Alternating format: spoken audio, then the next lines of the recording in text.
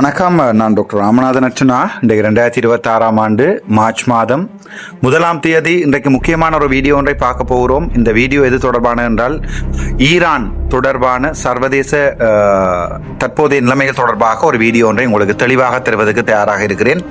ஏனென்றால் இந்த Iran, Iraq மற்றும் மத்திய கிழக்கு நாடுகள், அது தவிர இஸ்ரேல், அமெரிக்கா, சைனா போன்ற நாடுகள், வல்லரசு நாடுகளுடைய இந்த போராட்டம் எங்களுடைய இலங்கை போன்ற ஒரு சிறிய வளர்ச்சி அடைந்து வருகின்ற நாட்டின் எதிர்காலத்திலே ஒரு பாரிய விளைவுகளை ஏற்படுத்தும். இப்போது கூட எங்களுடைய பாதைகளிலே நீங்கள் பார்க்கலாம், எந்த நேரமுமே எரிபொருளுக்காக பொதுமக்கள் போராடி கொண்டிருப்பதை நீங்கள் பார்க்கலாம். ஆகவே இந்த பதிவு நீங்கள் கட்டாயம் பார்க்க வேண்டிய ஒரு முக்கியமான பதிவாக இருக்கும் என்ற நம்பிக்கையிலே இந்த வீடியோவை தொடர்ந்து பாருங்கள். அதனுடைய முழு விளக்கத்தையும் தருகிறேன். எவ்வாறு இந்த IRGC, அதாவது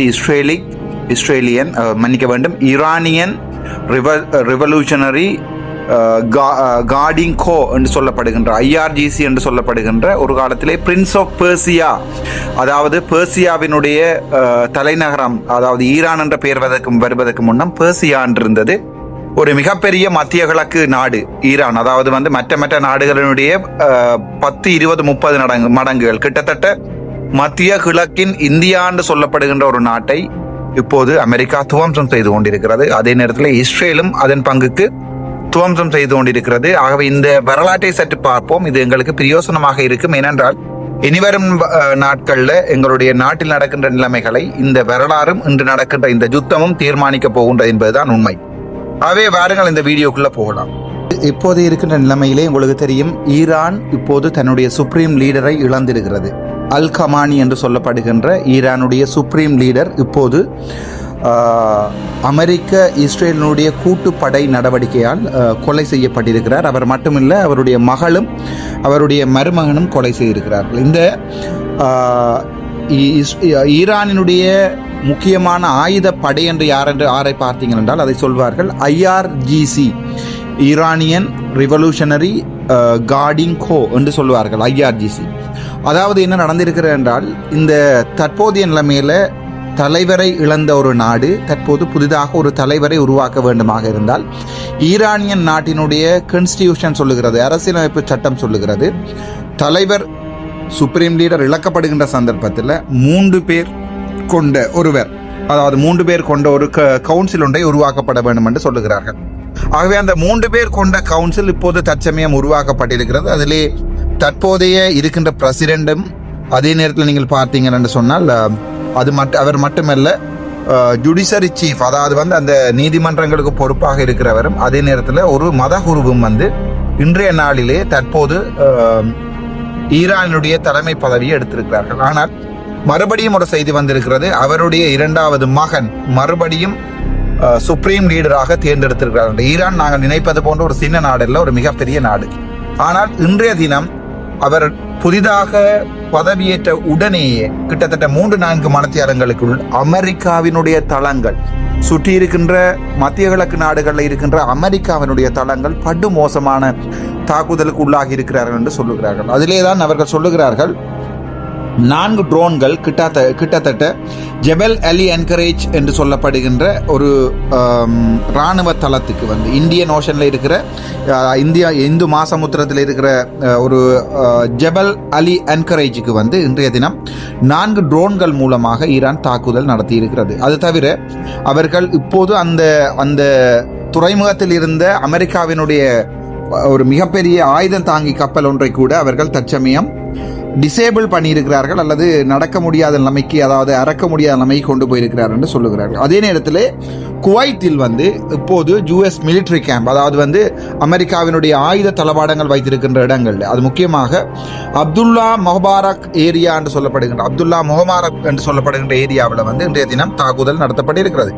4 பாலிஸ்டிக் மிசைல்ஸும் 12 ட்ரோன்ஸும் இன்றைய தினம் தாக்குதலுக்காக பயன்படுத்தப்பட்டிருக்கிறது. அதே நேரத்தில் பார்த்தீங்கன்னா இந்த IRGC மறுபடியும் கிட்டத்தட்ட 380 மிசைல்ஸை இப்போது அமெரிக்காவினுடைய 2 எண்ணெய் தாங்கி கப்பல்களுக்கு அடித்திருக்கிறது. அதனுடைய உறுதிப்படுத்தப்படாத ஆதாரங்களற்ற தகவல்களை ஈரானுடைய அரசாங்கம் வெளியிட்டிருக்கிறது. இப்போது ஈரானுடைய IRGC என்று சொல்லப்படுகின்ற அவர்களுடைய ஆயுதப்படை ஒரு முக்கியமான ஒரு முடிவு ஒன்றுக்கு வந்திருக்கிறது. அதான் அந்த முடிவு என்னவென்றால், நாங்கள் நரகத்தினுடைய வாயிலை திறந்திருக்கிறோம் என்று சொல்லுகிறார்கள். Gates of hell is open என்று சொல்லுகிறார்கள். அதனுடைய அர்த்தம் என்னென்றால், ஈரான், நான் உங்களுக்கு முதல் வீடியோவிலையும் தெளிவாக சொல்லியிருக்கிறேன், ஈரானுடைய சுப்ரீம் தலைவர் முடிவெடுத்திருக்கிறார். தற்போதைய சுப்ரீம் தலைவர் தாங்கள் முழுவதுமாக அழிந்தாலும் இஸ்ரேலையும் அதே நேரத்தில் அமெரிக்காவையும் ஒரு கை பார்த்து எங்களுடைய அல்கமானி என்று சொல்லப்படுகின்ற சுப்ரீம் லீடரை கொலை செய்ததற்குரிய அந்த நாடே இப்போது 40 நாள் துக்கங்களை அனுபவித்துக் கொண்டிருக்கிறது. ஆனால் அல்கமானியை கொலை செய்ததற்குரிய பழிவாங்கல்களை நாங்கள் இப்போது ஆரம்பித்திருக்கிறோம் என்று சொல்லுகிறார்கள். அதனுடைய அடுத்த கட்டமாக போய் இவர்கள் எவ்வாறு அந்த அல்கமானியை கொலை செய்திருக்கிறார்கள் என்று பார்த்தால், அன்றைய தினம் இஸ்ரேல், உங்களுக்கு தெரியும், மொசாட்னு சொல்லப்படுகின்ற மிக பிரபல்யமான ஒரு உளவுத்துறை. மொசாட் அன்றைய தினம் 2 இடங்களிலே இந்த ஈரான் தலைவர்கள் கூடுவதை அவதானித்திருக்கிறார்கள். பட்டப்பகலில், இரவில் அல்ல, பட்டப்பகலில்.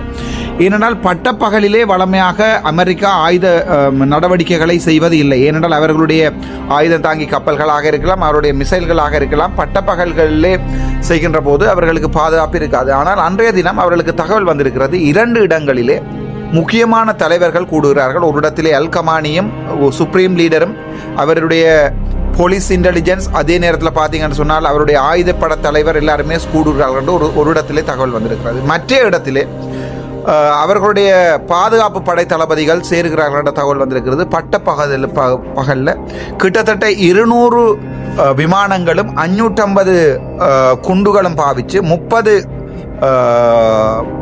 ட்ரோன்ஸ்கள் மூலம் இந்த தாக்குதல் நடத்தப்பட்டிருக்கிறது. அல்கமானி இருந்த இடம் முற்றிலுமாக தரைமட்டமாக்கப்பட்டிருக்கிறது என்று ட்விட்டர் இப்போது ஆதாரபூர்வமான வீடியோக்களோட ட்விட்டர் இப்போது தகவல்களை வெளியிட்டிருக்கிறது. ஆகவே என்னை பொறுத்த வரைக்கும் நான் நினைக்கிறேன், இந்த தாக்குதலை ஈரான் எவ்வாறு சமாளிக்க போகிறது என்றால், ஈரானிலே இனிவரும் காலங்களில் நான் நினைக்கிறேன் இந்த ஈரானுடைய தாக்குதல்கள் படுமோசமாக ஆரம்பிக்கப்படும் என்று நான் நினைக்கிறேன். ஈரான் சொல்லியிருக்கிறது, தாங்கள் இன்னும் 1 மணித்தியாலத்துக்குள் அல்லது 2 மணித்தியாலத்துக்குள் தங்களுடைய நாட்டிற்கு ஏற்பட்ட இழப்புக்குரிய முழு பதிலையும் தாங்கள் சொல்லித்தான் தீருவோம் என்று சொல்லி ஈரான் சொல்லியிருக்கிறது.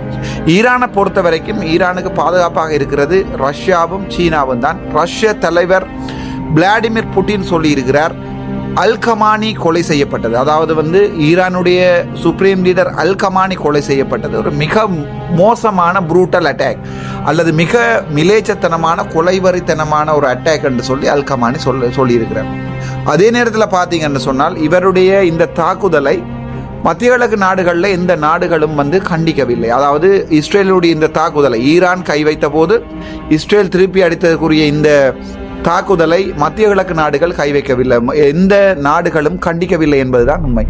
ஆனால் மத்திய கிழக்கு நாடுகளை தாண்டியும் இப்போது ஈரான் சகல மத்திய கிழக்கு நாடுகளில் இருக்கிற அமெரிக்காவினுடைய தளங்களை நோக்கி ஏவுகணைகளை ஏவ ஆரம்பித்திருக்கிறது. இதனுடைய பாதிப்பு எங்கே என்றால், மத்திய கிழக்கு நாடுகளில் இருந்து வெளிவருகின்ற எண்ணெய் குதங்கள் அப்படியே மத்திய கிழக்கு நாடுகளிலே சீஸ் செய்யப்படும். அதே நேரத்தில் ஈரான் எந்த ஒரு எண்ணெய் ஏற்றுமதியையும் செய்ய போவதில்லை. அதே நேரத்தில் தற்போது அந்த ஸ்ட்ரெய்ட் ஆஃப் ஹமூர் என்று சொல்லுவார்கள், அதாவது மத்திய கிழக்கு நாடுகள் முக்கியமாக ஈரானில் இருந்து வெளியாலே எண்ணெய் வருகின்ற அந்த கப்பல் போக்குவரத்துக்காக அதை ஸ்ட்ரெய்ட் ஆஃப் ஹமூர் என்று சொல்வார்கள்.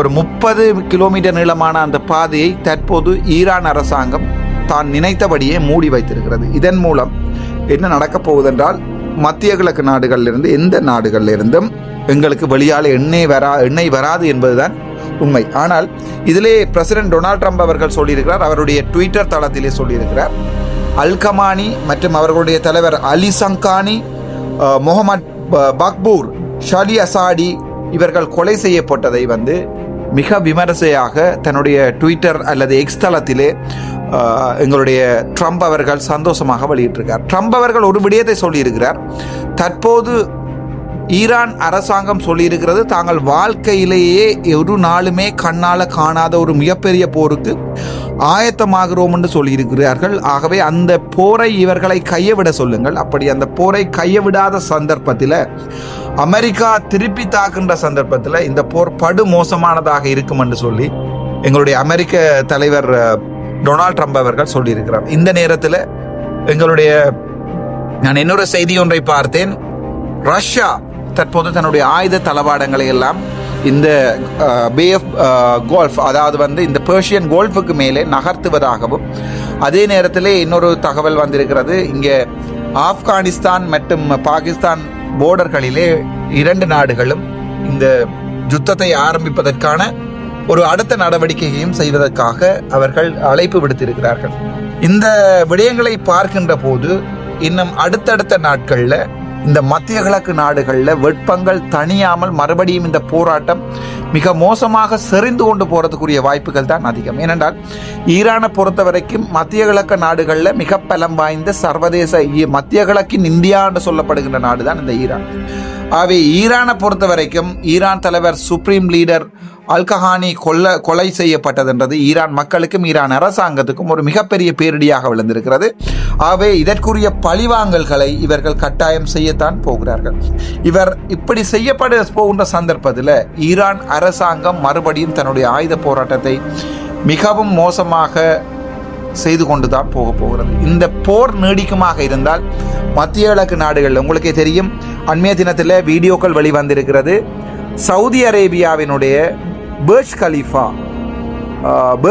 கட்டிடம் வந்து தாக்கப்பட்டிருக்கிறது. அதுக்கு அண்மையில் இருக்கிற ஒரு கட்டிடம் ஒன்று தீப்பிடித்து எறிவது போன்ற வீடியோக்கள் வந்திருக்கிறது. அதே நேரத்தில் சவுதி அரேபியா, கட்டார் போன்ற நாடுகளில் அவர்களுடைய ஏர்போர்ட் தாக்கப்பட்டதுக்கான வீடியோக்கள் வெளியாலே வந்திருக்கிறது. ஆகவே இவற்றை எல்லாம் சிந்திக்கின்ற போது என்னை பொறுத்த வரைக்கும் தற்போது மத்திய கிழக்கு மிக மோசமாக எரிந்து கொண்டிருக்கிறது என்றுதான் அர்த்தம். இந்த வீடியோவில் பாருங்கள், இந்த வீடியோவில் தெளிவாக இருக்கிறது எவ்வாறு திட்டமிடப்பட்டு இந்த அல்கமானியினுடைய அந்த இடம் வந்து திட்டமிட்ட ரீதியில் இவர்கள் அமெரிக்காவினுடைய இஸ்ரேலினுடைய ஏவுகணைகள் தாக்கி இருக்கின்றதை இந்த வீடியோ தெளிவாக காட்டுகிறது.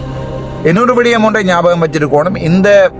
இந்த மத்திய கிழக்கில் ஏற்பட்டிருக்கின்ற இந்த பதட்டத்தை இந்தியா எப்படி பார்க்கிறது என்பது எங்களுக்கு முக்கியமானது. இந்தியாவை பொறுத்த வரைக்கும் இந்தியாவினுடைய 70-80% க்ரூட் ஆயில் அல்லது வந்து பெரல் அல்லது வந்து இந்த எடுக்கப்படுகின்ற எண்ணெய் இந்தியாவுக்கு வருவது ஈரானில் இருந்துதான். ஆகவே ஈரானுக்கு இந்தியா வந்து இப்போது இஸ்ரேலுக்கு சப்போர்ட் பண்ணுகின்ற சந்தர்ப்பத்தில் இந்த மத்திய கிழக்கு நாட்டில் ஏற்படுகின்ற இந்த போர் ஒரு மிகப்பெரிய போராக மாறும் என்பதில் சந்தேகம் இல்லை.